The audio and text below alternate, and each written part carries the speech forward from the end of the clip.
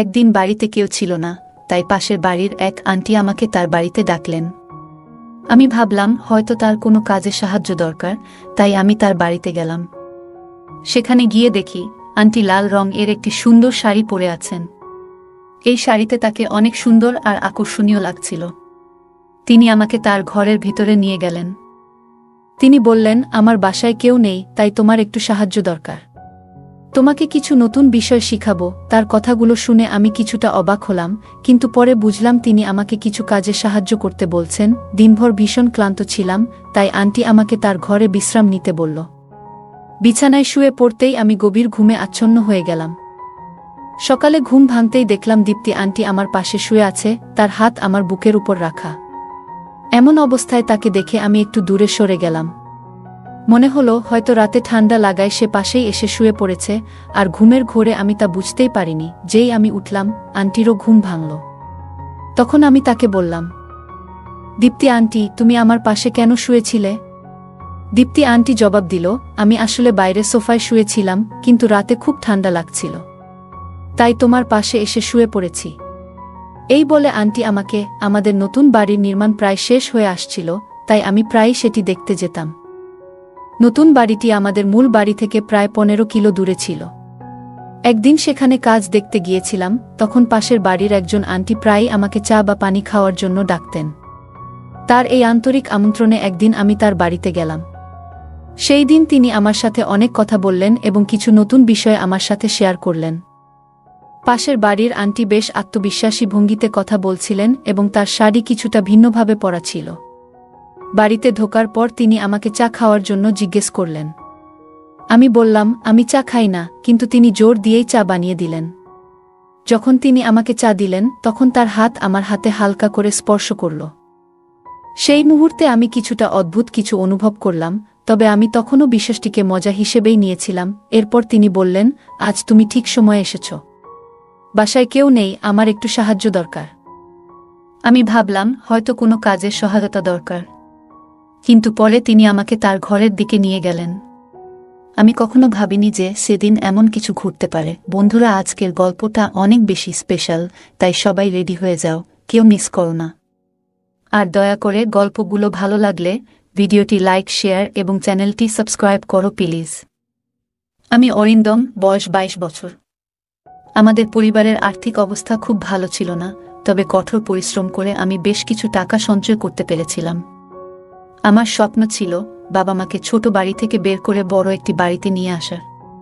আমাদের নতুন বাড়ির নির্মাণ প্রায় শেষ হয়ে আসছিল, তাই আমি প্রায়ই সেখানে যেতাম। একদিন আমি লক্ষ্য করলাম সামনের বাড়ির একজন 32 বছরের মহিলা আমাকে দেখছেন। আমি আমার কাজে ব্যস্ত থাকতাম, তবে যখনই তাকাতাম দেখতাম তিনি আমাকে গভীরভাবে দেখছেন। একদিন তিনি হাতের ইশারায় আমাকে ডাকলেন। আমি তার কাছে গেলে তিনি হেসে বললেন, কি নতুন বাড়িতে কবে উঠছ? তোমাদের বাড়ির কাজ কবে শেষ হবে? এভাবে আমাদের আলাপ শুরু হলো। তার নাম ছিল দীপ্তি। আমি প্রথমে তাকে আন্টি বলে সম্বোধন করেছিলাম। দীপ্তি আন্টি আমাকে প্রায়ই দেখতেন। তার বাড়ি আমাদের নতুন বাড়ির সামনেই ছিল, তবে খুবই সাধারণ একটা বাড়ি ছিল।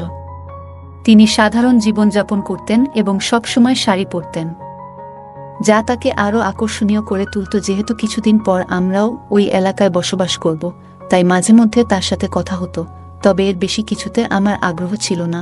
আমি 22 বছর বয়সী একজন তরুণ, আর দীপ্তি একজন 32 বছরের মহিলা। একদিন যখন আমাদের নতুন বাড়ির নির্মাণ কাজ চলছিল, আমি সেখানেই একটি চেয়ারে বসেছিলাম। ঠিক তখনই দীপ্তি আন্টি সন্ধ্যায় আমার জন্য 1 কাপ চা নিয়ে আসলেন। তিনি বললেন, সকালে থেকে দেখছি তুমি খুব মনোযোগ দিয়ে তোমার বাড়ির কাজ দেখছ। দীপ্তি আন্টির এই আন্তরিক আচরণে আমি মুগ্ধ হলাম, কারণ এমন ভালো প্রতিবেশী আমাদেরও প্রয়োজন ছিল। তার কথাবার্তা অনেক সুন্দর ছিল। আমার বাবা মা অনেক কঠিন সময় পার করেছেন এবং অনেক পরিশ্রম করে আমাকে পড়াশোনা করিয়েছেন। আমাদের পরিবারে আমি, আমার বাবা মা এবং আমার 15 বছর বয়সী ছোট ভাই ছিল। সম্প্রতি আমি আমার ছোট ভাইকে অন্য শহরের একটি কলেজে ভর্তি করিয়েছি এবং সে এখন সেখানে পড়াশোনা করছে। নতুন বাড়ির নির্মাণের বিষয়ে বাড়ির কারোই সঠিক ধারণা ছিল না। আমার পড়াশোনা শেষ হওয়ার পরপরই আমি একটি চাকরি শুরু করি। কিছু মাস চাকরি করার পর আমি নিজের ব্যবসা শুরু করি। অল্প সময়েই সেই ব্যবসায় ভালো লাভ হয়, যার কারণে আমি আজ এই বাড়িটি নির্মাণ করাতে সক্ষম হয়েছি। আমি আমার বাবা মায়ের জন্য খুবই খুশি ছিলাম, কারণ তারা অনেক কিছু সহ্য করেছেন আর আমার ভাইও ভালোভাবে পড়াশোনা করছিল। মাঝে মধ্যে আমি তার হোস্টেলে গিয়ে দেখা করতাম। একদিন আমি বাড়ির নির্মাণ কাজ দেখতে গেলাম, যাতে সব ঠিকঠাক চলছে কিনা তা নিশ্চিত করতে পারি। আমি যখন আমাদের নতুন বাড়ির নির্মাণ কাজ দেখতে গেলাম, তখন বুঝলাম কিছু জিনিস যা আমি বিদেশ থেকে অর্ডার করেছিলাম সেগুলো আসতে দেরি হচ্ছে, তাই বাড়ির কাজ শেষ হতে আরও কিছুটা সময় লাগবে। কাজের পরিস্থিতি দেখে আমি বাড়ি ফিরে যাওয়ার জন্য প্রস্তুতি নিচ্ছিলাম। তখন হঠাৎ লক্ষ্য করলাম আন্টি তার বাড়ির দরজায় দাঁড়িয়ে আমাকে দেখছেন। জানি না কেন তিনি সবসময় আমার দিকে অপলক দৃষ্টিতে তাকিয়ে থাকেন। যখন আমার চোখ তার দিকে পড়ল, তার দৃষ্টিতে যেন কিছুটা ভিন্নতা অনুভব করলাম। তার চেহারায় এমন কিছু ছিল যা আমার কাছে নতুন লাগছিল, কারণ আগে তাকে এমনভাবে দেখিনি। সে আমাকে হাত নাড়িয়ে ইশারা করল, আমিও তাকে হাত নাড়িয়ে সাড়া দিলাম এবং সেখান থেকে বেরিয়ে এলাম। দীপতি আন্টির এই আচরণে আমি কিছুটা অবাক হলাম, কারণ আমাদের মধ্যে খুব বেশি আলাপ পরিচয় ছিল না। তবুও তিনি এমনভাবে আচরণ করছিলেন যা আমার কাছে কিছুটা অদ্ভুত লাগছিল। মনে হচ্ছিল তিনি আমাকে অনেক আগে থেকেই চিনেন। আমি যখনই নতুন বাড়ির নির্মাণস্থলে যেতাম, দীপ্তি আন্টি আমার সাথে কথা না বলে থাকতে পারতেন না। প্রতিবারই তিনি আমাকে চা বা নাস্তার জন্য ডাকতেন, তবে আমি সবসময় কোনো না কোনো অজুহাতে তাকে এড়িয়ে যেতাম। কয়েকদিন পর একদিন আমি আবার বাড়ির কাজ দেখতে বেরোলাম। তখন হঠাৎ করে প্রবল বৃষ্টি শুরু হলো। বৃষ্টি এতটাই জোরে হচ্ছিল যে গাড়ি চালাতে সামনের কিছুই দেখতে পাচ্ছিলাম না। ধীরে ধীরে যখন আমি বাড়ির কাছে পৌঁছালাম, তখন দেখলাম একটি ভয়ানক দৃশ্য। বাড়ির একটি দেওয়াল বৃষ্টির পানিতে ধসে পড়ে গেছে। নির্মাণ কাজ এখনও অসমাপ্ত ছিল, তাই বৃষ্টির তীব্রতা সেই কাঁচা কাজটি সহ্য করতে পারেনি। এই ক্ষতি দেখে আমি খুবই হতাশ হয়ে পড়লাম। বৃষ্টির কারণে সেই সময়ের সব শ্রমিকও চলে গিয়েছিল। আমি কোনো আশ্রয় খুঁজতে বাড়ির একটি অংশের পেছনে দাঁড়ালাম। বৃষ্টি এতটাই তীব্র ছিল যে বাড়ি ফেরার জন্য অপেক্ষা করা ছাড়া আর কোনো উপায় ছিল না। অনেকক্ষণ অপেক্ষা করেও বৃষ্টি কমছিল না এবং আমি বুঝতে পারছিলাম না কি করব। তখন বাড়িতে ফোন দেওয়ার চেষ্টা করলাম, কিন্তু নেটওয়ার্ক সমস্যার কারণে ফোন লাগছিল না।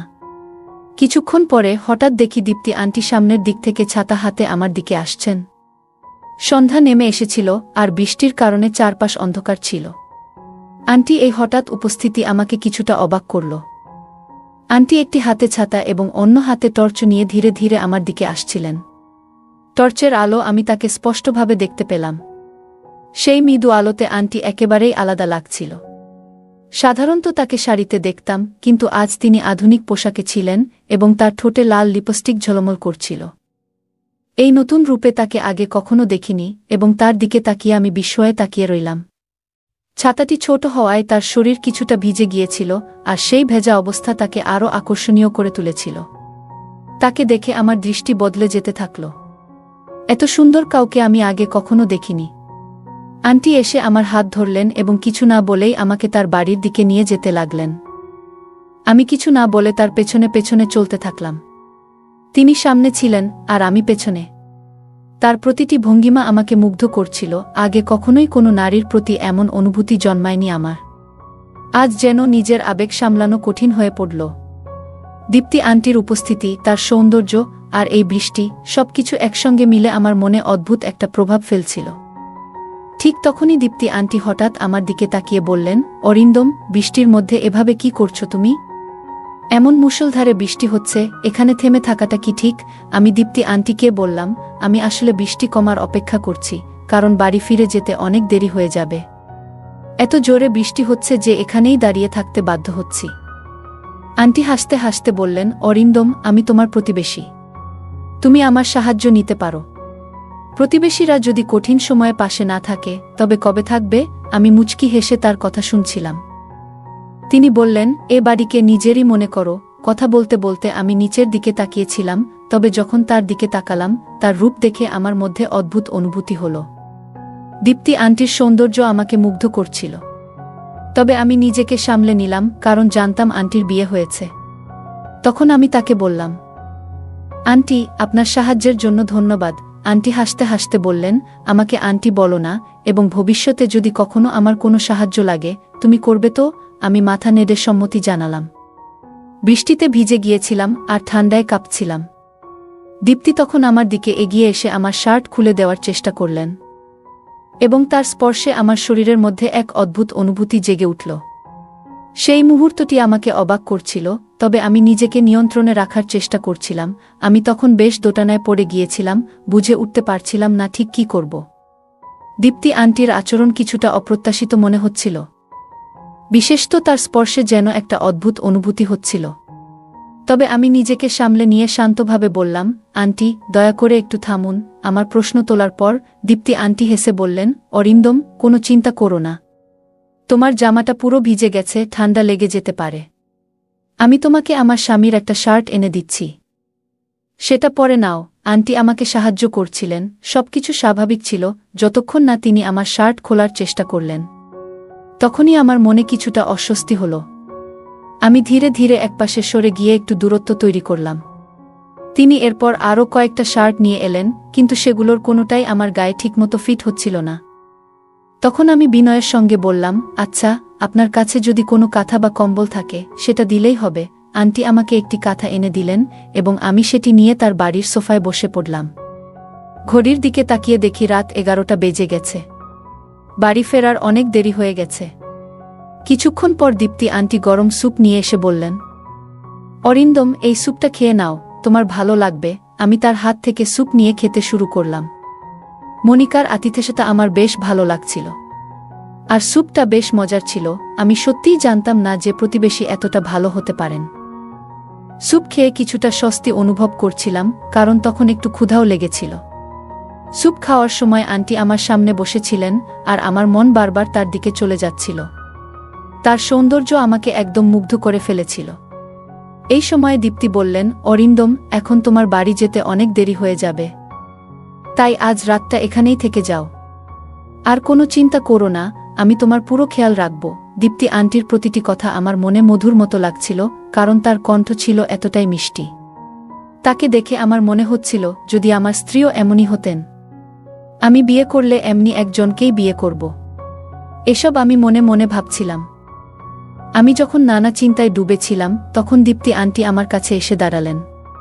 তিনি এক হাতে আমার কাঁধে আলতো করে স্পর্শ করলেন এবং অন্য হাতে আমার ভেজা চুলে হাত বুলিয়ে বললেন, তোমার চুলও বেশ ভিজে গেছে। তারপর চুলের পানি মুছে দিতে শুরু করলেন।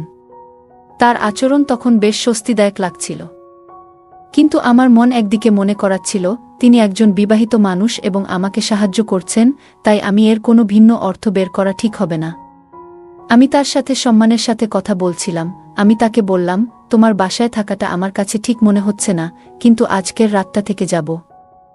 তাছাড়া কোনো উপায় নেই। তবে ভোরেই বাড়ি ফিরে যাব। বৃষ্টি থামার নাম নিচ্ছিল না, আর সেই বৃষ্টি যেন আমাদের এই সাক্ষাতের মূল কারণ হয়ে উঠেছিল। আমি ভাবছিলাম যে এটা হয়তো দীপ্তি আন্টির দিক থেকে কিছুটা সাহায্য ছিল। তবে আমি জানতাম না যে রাতের সেই ঘটনার ফলে আমার জীবনে এক নতুন অভিজ্ঞতা হতে চলেছে।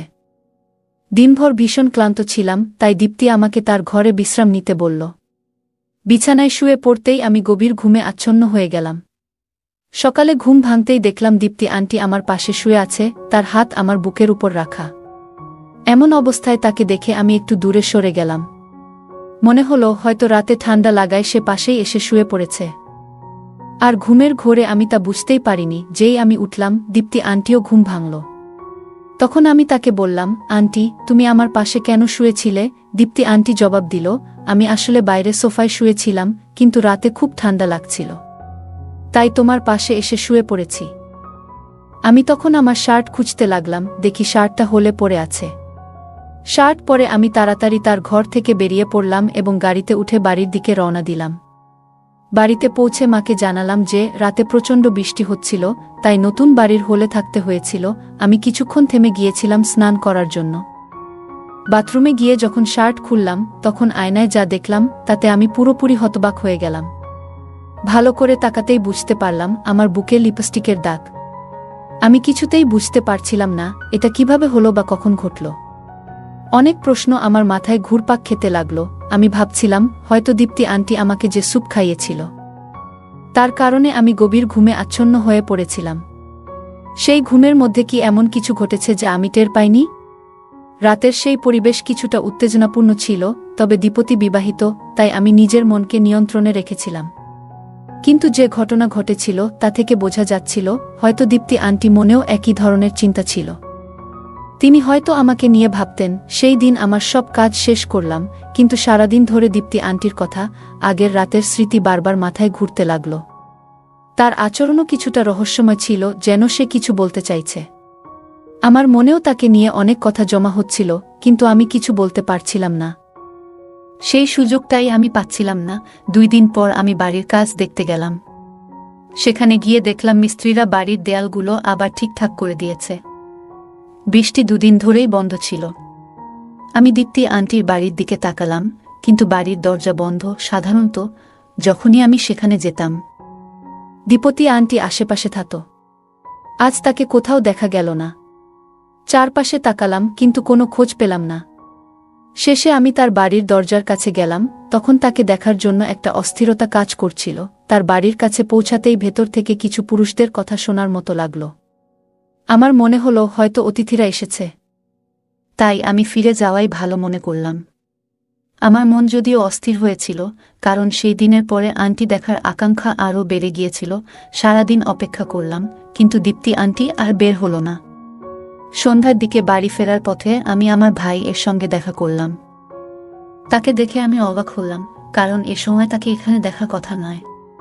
আমি গাড়ি থামিয়ে তার দিকে গেলাম। ভাই কিছুটা ভীত দেখাচ্ছিল। আমি জিজ্ঞাসা করলাম, তুমি এখানে কি করছো?